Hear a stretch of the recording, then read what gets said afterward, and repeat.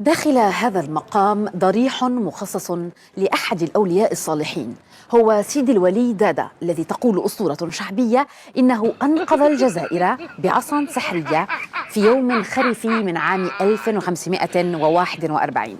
القصة الكاملة نرويها لكم في هذا التقرير.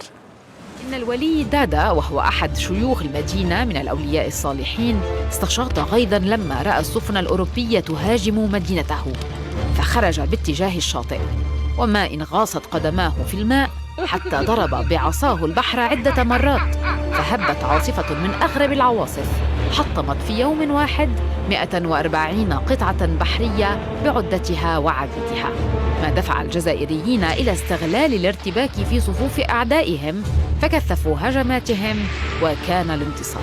وهكذا عاد الإمبراطور شارلوكان مهزوماً إلى بلاده، تاركاً خلفه الكثير من القطع الحربية والبحرية، كما 1300 امرأة وطفل كانوا يرافقون أسطوله.